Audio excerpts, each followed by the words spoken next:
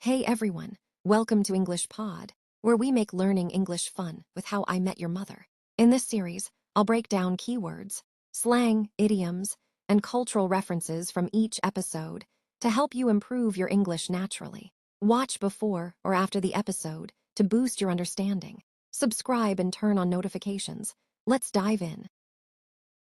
Start off, Yeah, we have a whole list of a vocabulary. big list of vocabulary. And the first word Mm. is wasted. Wasted. And so wasted is a word that you hear Pretty often. pretty often, especially, in contexts where people are talking about going out, Yeah. parties, or, just drinking alcohol in general. Social gatherings. Right, exactly. So the example sentence that we have, From the pineapple incident, Ted was so wasted the night before he couldn't piece anything together. I've been there. We've all been there, haven't we? Maybe. And so wasted really means extremely drunk. Yeah. Like far beyond tipsy. Yeah, tipsy is like 1 or 2 drinks in. Yeah, you're feeling good. But wasted is like, You've had a few too many. yeah, Maybe lost control a little bit. Right. And especially as we see in this episode. often accompanied by memory loss. Yes. Which is never good. Not good at all. But yeah, it's a word you'll hear All the time. all the When time. people are talking about,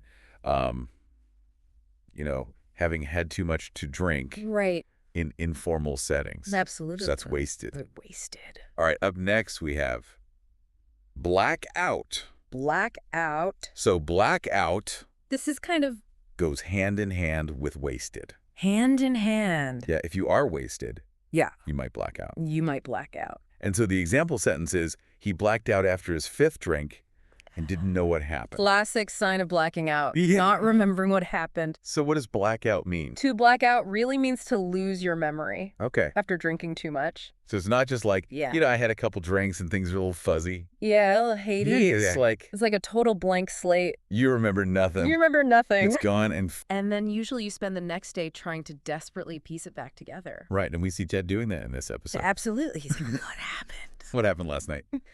So yeah, Blacking out basically means your brain Yeah. stops forming new memory. your brain just says, I'm done. I can't handle this anymore. Yeah, it just gives up. Too much alcohol. It's checks out. Checks out. No more memories for you. Yeah, and definitely not something to, strive for. No, no, definitely not. Okay, so we've had wasted. Wasted. We've had blackout. Your blackout. Next up, we have chug.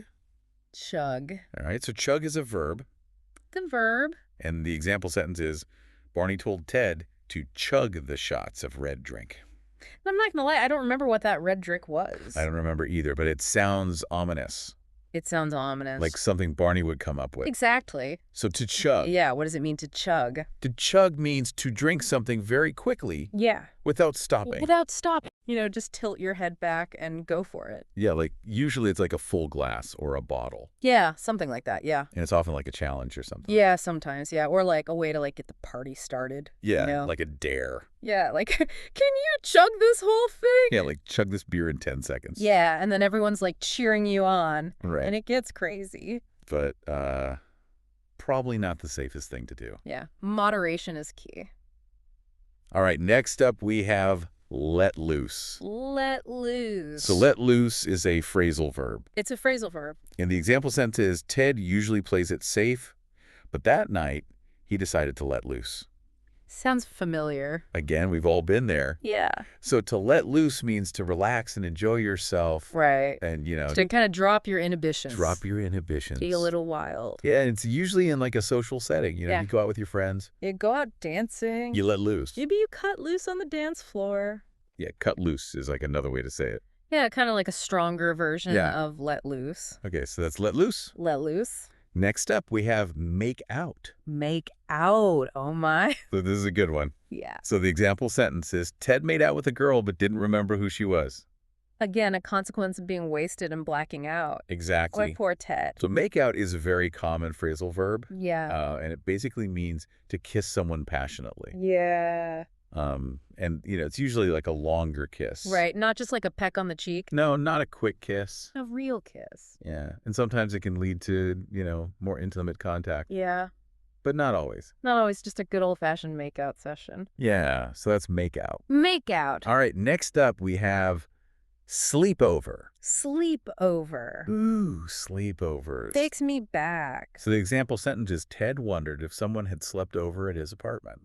I mean, I would wonder, too, if I woke up, Right. didn't remember anything, and there was a pineapple. With a pineapple in my apartment. Yeah, a stranger. Yeah, who knows? So, So to sleep over just means to stay the night at someone's place. at someone's place. Right. And it's usually informal. Yeah. You know, like, it's not like you're a house guest for a week. No. It's just like, I'm going to crash here tonight. I'm going to crash here. I'm going to sleep over. That's common amongst friends. Yeah, Like when you're younger. sleepover parties. Sleepover parties. But it could also happen, after a party or something. Yeah, if it's getting late. You don't want to drive home. Yeah, you just crash at your friend's place. Exactly. Yeah, So that's a sleepover. sleepover. All right, next up, we have hit it off. Hit it off. So hit it off. This is a phrasal verb that means to immediately connect with someone. To click. To click, yeah. Right away. So example sentence is Ted and the girl at the bar seemed to hit it off right away. Yeah. And so, if you hit it off with someone, Yeah. it means like the conversation is flowing. Yeah, you're left. You have things in common. You have chemistry. Yeah, you have chemistry. You just get each other. Yeah. That feeling of like, I could talk to this person for hours. Yes, exactly. Yeah. So that's hitting it off. Hitting it off. All right, next up we have the phrase, I'm not going to lie. Ooh. I'm not going to lie. Now, this is a good one. This is a good one. So the example sentence is, I'm not going to lie, you were acting really weird last night. Mm-hmm. Sounds like something someone would say to Ted Yeah, definitely. after this episode. After the pineapple incident. So I'm not going to lie. It's used to emphasize honesty.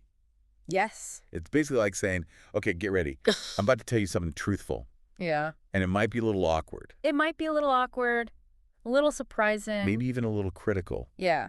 But I'm going to be honest with you. I'm being honest with you. I'm not going to lie. I'm not going to lie. So, So, yeah, it's just a way to prepare the person yeah, that you're talking to for what's coming next, for some real talk. for some real talk. Yeah. That. Yeah. So that's, I'm not going to lie. I'm not going to lie. And you'll hear that all the time in casual conversations. Yeah, it's a very common phrase. Very common phrase. In spoken English. Okay, next up, we have toad. Totally. So totally just means completely or absolutely. Yeah. The example sentence is, you were totally out of control last night. Harsh, but true. Probably true in Ted's case. Probably true. And so totally is just like a stronger way to say very. Yeah, it emphasizes whatever adjective comes after it. Right. Yeah. Like if you say someone is totally crazy, Yeah, that's more emphatic than saying they're very crazy. absolutely. Yeah. It's like you're really emphasizing. There's no doubt. Yeah. Totally crazy. Totally crazy. Not just a little bit crazy. So that's totally. Totally. All right. And the last word on our vocabulary list Okay. is, what's the deal with? What's the deal with? Question mark? Question mark. So this is a really good one. This is a classic Yeah, it's classic. way to express confusion. Express Exactly. confusion. Example sentence is, what's the deal with the pineapple on the nightstand? Like, what is going on? What is going on? I need answers. Yeah. Why is there a pineapple? Yeah, so what's the deal? It basically means, Yeah. can you explain this thing? Yeah. That's confusing me. Yeah, it's weird. Like, why is this happening?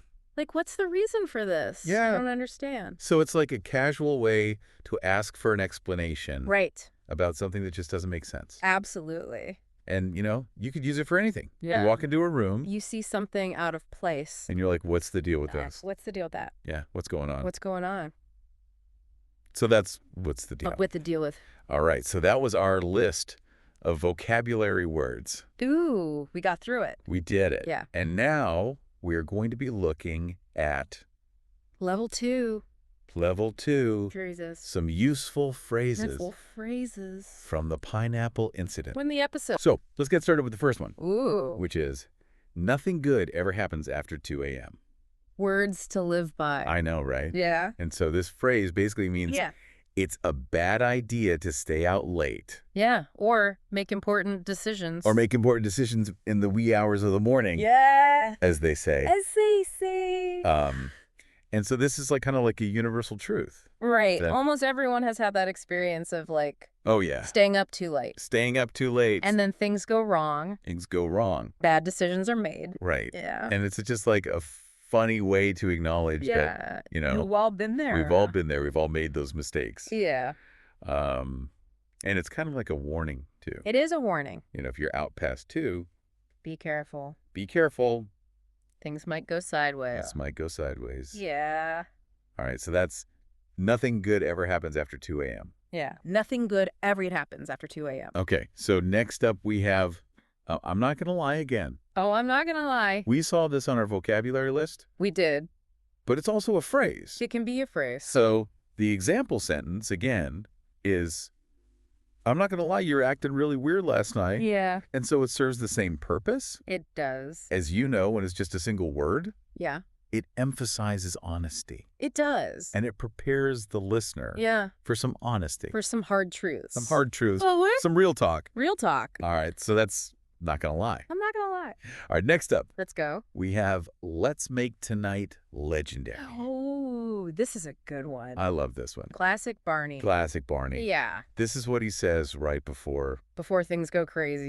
things go Yeah. crazy, before the pineapple incident ensues. Before the pineapple incident. So Let's Make Tonight Legendary basically means Yeah, let's have an amazing, unforgettable night.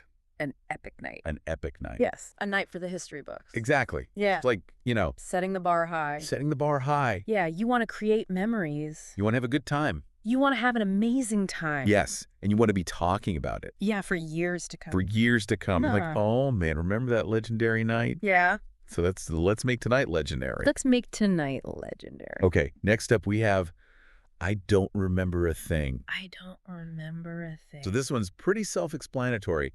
It It is. means you can't recall You can't remember anything that happened. anything. And again, this is a classic A line classic. that people say. Yeah, after a night of overindulging. Yeah, if you have too much to drink, You blacked out. you might black out. Yeah, and then you wake up and you're like, I don't remember a thing. What happened? What happened? So yeah, that's I don't remember a thing. I don't remember a thing. Okay, next up we have What the hell happened? Ooh, what the hell happened? Yeah. So this one is used when you're like super shocked Yeah. and confused, Confused. Bewildered? bewildered by something that just happened. Yeah. The example we have is Ted waking up and seeing the pineapple. I mean, can you imagine? I know. And there's a pineapple. There's a pineapple. And you don't know how it got there. What the hell happened? That's exactly. That's the perfect. It is the perfect phrase for that situation. It really is, yeah. So what the hell happened is basically like, Yeah. expressing intense surprise, Oh, confusion. And maybe even a little alarm. Yeah, like why is this happening? Yeah, this is strange. This is strange. Yeah. So So that's what the hell happened. what the hell happened? Okay, up next we have, let me get this straight. Let me get this straight. So this phrase is used, When you want to clarify something, clarify or confirm. confirm that Huh? someone has just said. Yes. The example sentence is, let me get this straight. You made out with a girl and there's a pineapple in your room. I mean, that's a lot to process. That's a lot to process. Right there. And so, let me get this straight. It's like Yeah. you're hitting the pause button. Hitting the pause button. Yeah. And you're like, wait, Hold on. hold on No, that. I need to make sure. I understand. I understand what you're saying. Yeah. Because this is crazy. Yeah, because this doesn't make any sense. It's like a reality check. It is a reality check. Yeah. Let me get this straight. Let me get this straight. Yeah. So you're basically double checking Yeah, that you understand the situation correctly. absolutely. Right. So that's, let me get this straight. Let me get this straight. Okay. Next up, we have I'm on it. I'm on it. I love this one. This is a good one. So I'm on it.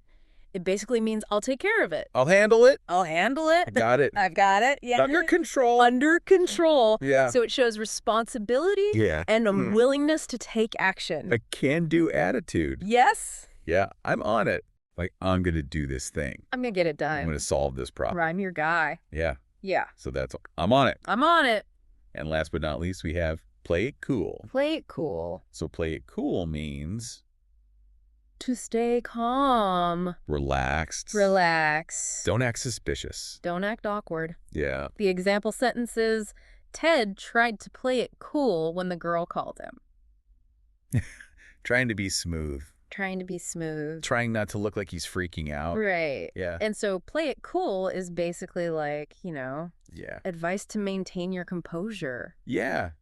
In a tricky situation. Yeah. Maybe Maybe a situation where you're feeling a little nervous. a little embarrassed. A little embarrassed. Maybe you're overly excited. Yeah. But you're trying to Yeah. not show it. Keep it on the inside. Keep it on the Keep inside. it cool as a cucumber. Cool as a cucumber. Yeah.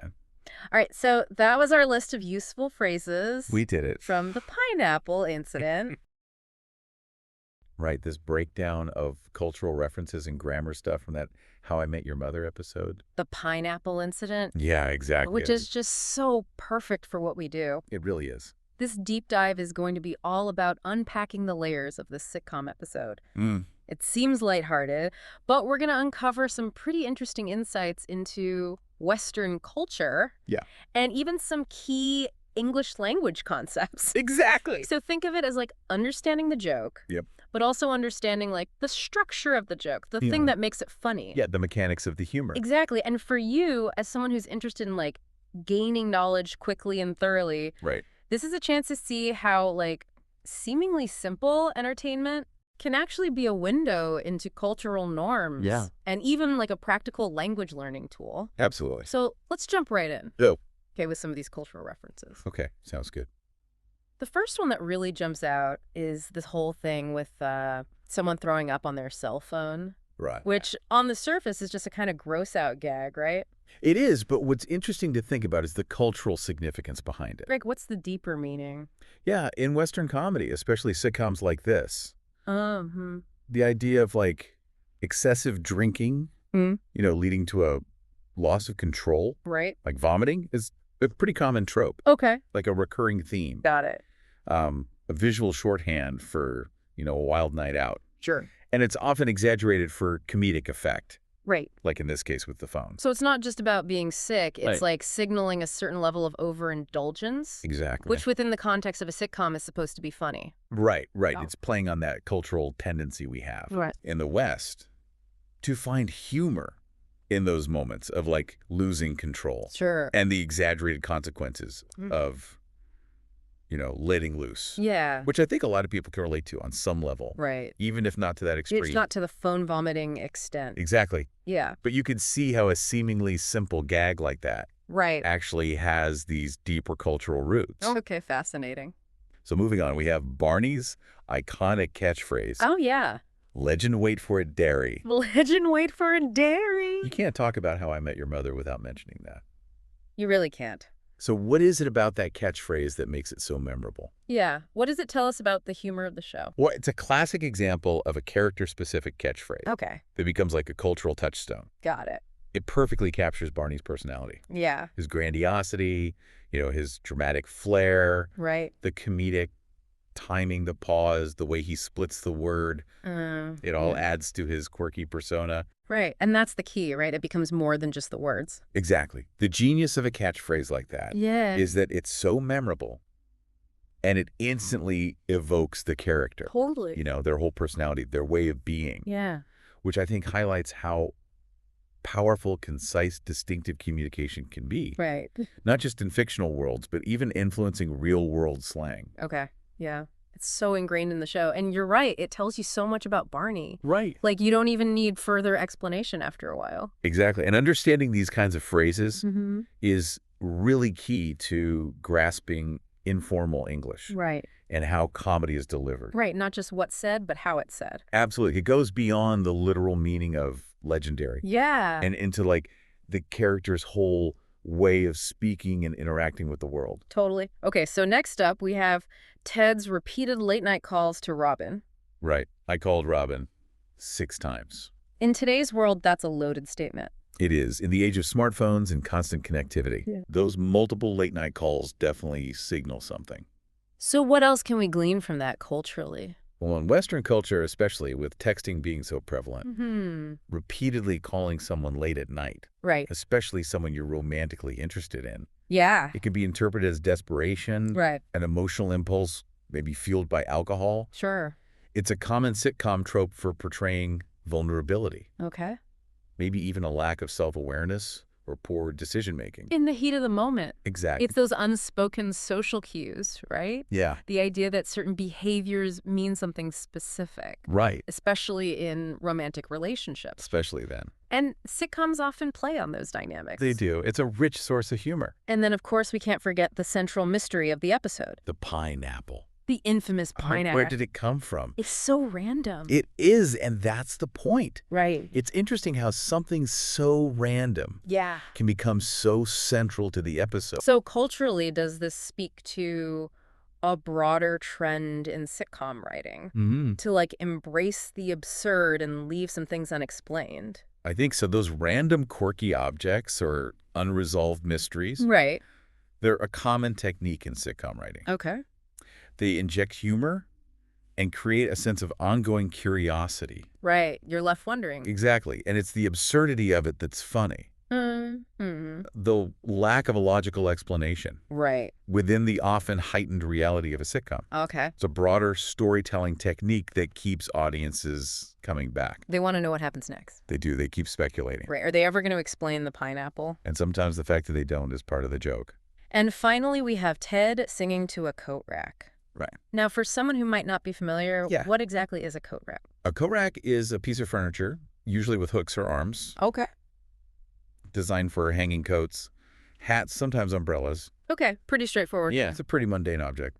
So singing to one not exactly typical behavior. Precisely singing to an inanimate object, like a coat rack, Yeah. especially while drunk, is inherently absurd. Right. It relies heavily on physical comedy. Mm-hmm. Humor derived from exaggerated movements and actions Got it. to illustrate how drunk Ted is. Right. And while physical comedy often transcends language barriers, Sure. understanding what a coat rack is definitely enhances the humor. You can picture it. Exactly. Yeah. Picture this guy serenading a piece of furniture. It's inherently ridiculous. There really is. Okay, so even in the silliness, there are these cultural layers. There are. Now let's shift gears a bit and dive into some of the grammar lessons Okay. that your breakdown highlighted from this episode. Sounds good.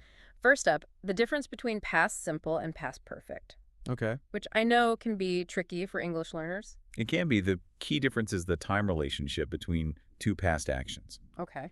The past simple describes a single completed action in the past. Right. Like, I called Robin. It happened, but we don't know its relation to other past events. Got it. Understanding this distinction is really important to avoid misinterpretations of timelines, Right. which can lead to big misunderstandings Yeah. in storytelling Yeah. and even everyday conversations when you're recounting events. Sure. So it just happened at some point in the past. Exactly. So how does past perfect differ? The past perfect uses had plus the past participle Okay. to show that one past action happened before another past action. Okay. The episode has a perfect example. I had called Robin 6 times.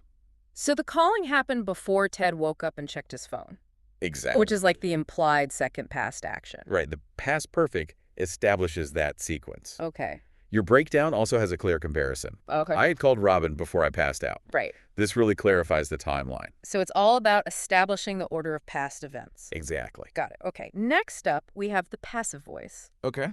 Another area where learners sometimes stumble. They do what? What's the core idea behind it? Yeah, what's the big picture? The passive voice is used when the focus is on the action itself, Okay. rather than on who performed the action. Got it. The episode gives us the example.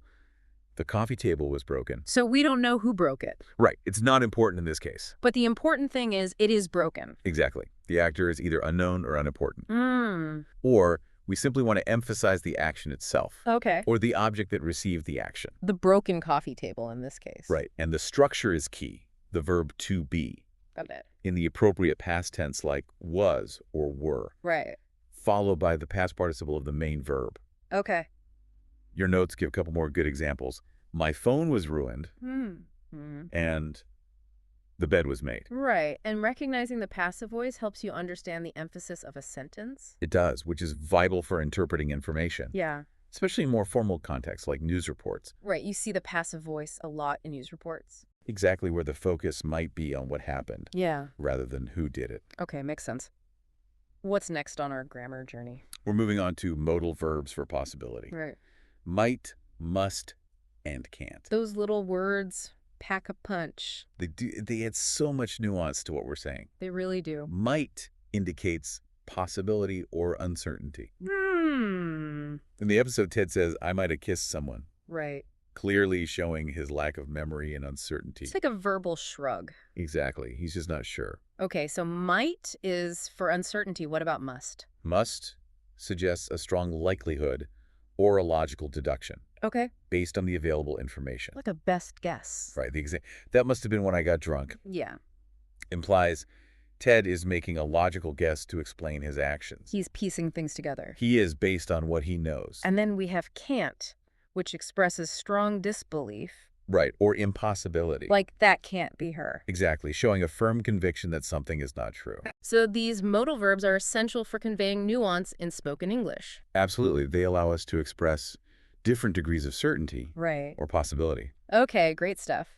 Next up, we have reported speech, also called indirect speech. Right. So this is where we're like recounting what someone else said. Yeah, and it often involves some grammatical shifts. Right. What are some of those? Well, reported speech is how we convey someone's words Yeah. without directly quoting them. Okay.